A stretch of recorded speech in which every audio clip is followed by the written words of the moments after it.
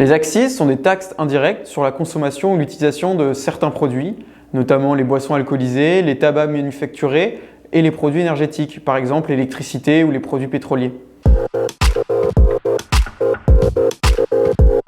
Les entreprises sont en première ligne face à cette réglementation pour plusieurs raisons.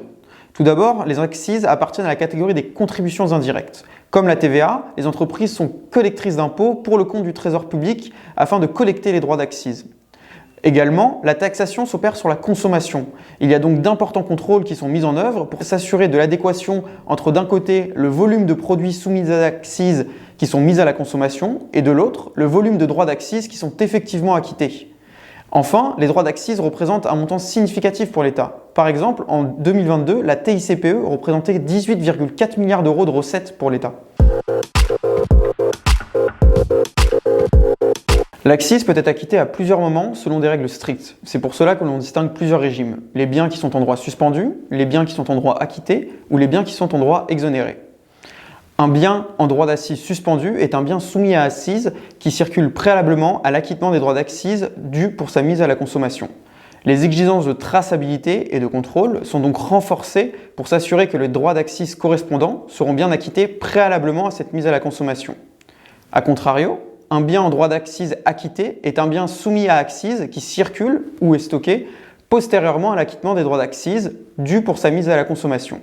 Dans ce contexte, le bien peut donc être vendu ou circuler librement dès lors que les éléments attestent du bon acquittement de l'accise.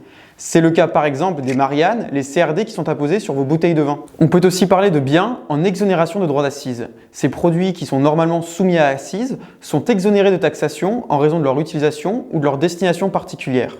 À titre d'exemple, l'alcool utilisé dans certains processus industriels, pharmaceutiques, cosmétiques, alimentaires, peut être exonéré de droits d'accise puisqu'il n'est pas utilisé comme un alcool de bouche.